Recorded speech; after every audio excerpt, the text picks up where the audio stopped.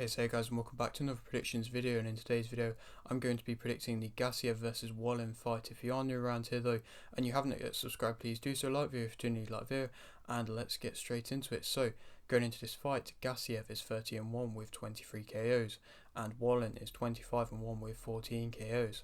This fight is for the WBA Intercontinental Heavyweight title. Gassiev's last fight was a win via KO in round 2 versus Balogun, and Wallin's last fight was a win via unanimous decision versus Ologuin. Gassiev's loss came via unanimous decision versus Usyk in 2018, and Wallin's loss came via unanimous decision versus Fury in 2019. Gassiev is the former IBF and WBA Super Cruiserweight champion back in 2018, and this fight in general is one which I'm very much excited for. With the way that the heavyweight division is at the moment, there's not loads of huge 50-50 fights going on, and this, in my opinion, is a very good 50-50 fight. It's one which has a lot of risk to it. I feel like the big contenders in the heavyweight division aren't fighting these 50-50 fights unless they literally have to, and this one shows that this isn't really one which they have to do. Like, it's one which is not, it's going to come with a lot more risk than reward, and it's two fighters who maybe have been struggling to get the best of opponents, and so it only is really right that they kind of fight and cross paths. And realistically, if whoever wins this fight may not have loads to then go on to, it might not propel them into more huge fights, but it's going to be one which you have to win, because if you lose this fight then you're completely out of it. There's very much a difficult path to be able to get back into a top contention if you do lose this fight. And just to speak more about what I said at the start, of course, for the WBA Intercontinental, does that really mean that much? Not necessarily, because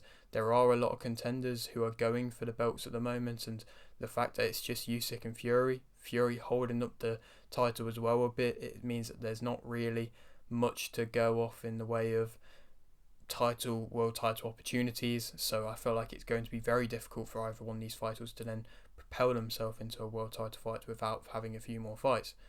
But still, of course, this is for a title. Gassiev last fight, it was a KO stoppage, a very good stoppage versus Balogun. People talking about it being a dive and about stuff about Gassiev possibly being on drugs or whatever. I have no opinions on that. I don't have any reason to say if that is true or not, but you never know if that's going to play a factor in a fighter's head, if that's what they're hearing, especially after a very good stoppage. If that's what they're hearing or not, I don't know, but it's what's being said. I can't stop that's what's being said.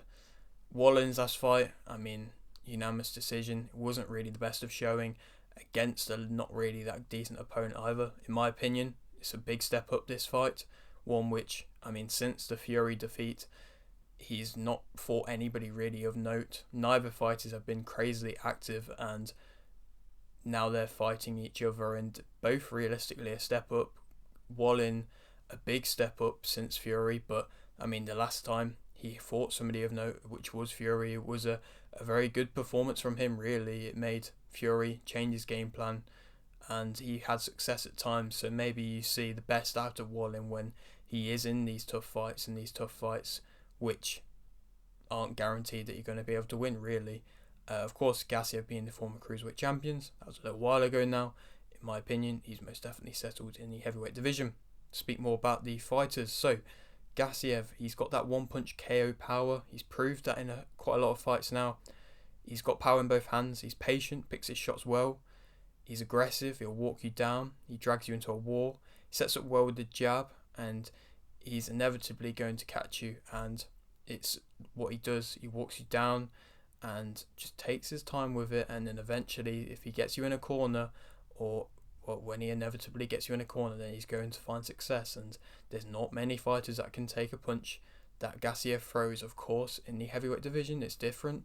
He's not fought a top level contender in the heavyweight division yet, but it's going to be interesting to see how Wallin deals with this power. Of course, Wallin dealt with the power well of Fury, really, but other than that, he's not really faced anybody that's got loads of power and is going to be really put up a problem. So we'll have to wait and see how Wallin deals with the power of Gassiev, but that is a huge attribute in this fight as well. Of course, every time that Gassiev steps into the ring, it is. But I mean, the negatives of him: he's not really got great movement. He's not overly technical either. He's been away from home for this fight. Obviously, he's still the favourite, but he's not got that technically home advantage. But he kind of does a bit. It's in Turkey, so I guess you take it however you want. He has struggled with injury as well, so is that going to been playing a factor in? I mean, it's been playing a factor in him being less active, but is that going to play a factor in his actual performances? I mean, we'll have to wait and see. He hasn't actually been that many rounds as of recent anyway, so any fight he has been getting hasn't really been adding too much in the way of actual development, in my opinion, because he's not been getting the rounds, and I suppose to an extent that's just credit to him. He can become a bit predictable as well at times, especially when maybe he doesn't find the most success. There is signs that he can become predictable, and he can be outboxed as well. Like I said, not overly technical. Usyk showed that he can be outboxed, can be predictable, shots can be found, and if you can find his rhythm, then you can deal well against it. It's definitely he's not an impossible person to beat. It's been shown. Wallin, as a fighter though, he has frustrations to let out, in my opinion. His management say he's been ducked a lot, but realistically, there's not really much of a reason for the top level contenders to fight him because of that low risk, high risk, low reward. That's what I meant to say. So he's not been getting many fights as well, and so I'm sure he's got lots of frustrations to let out, and now he's got this 50-50 fight. It could see, like I said, the best of him and letting out all that inner frustration and inner anger that he's been storing up. In my opinion, he moves better. He can keep at a range quite well. He's definitely going to have to do that. He's southpaw. He's a strong starter. Got a good jab. Got, in my opinion, better fundamentals. He's got a good chin.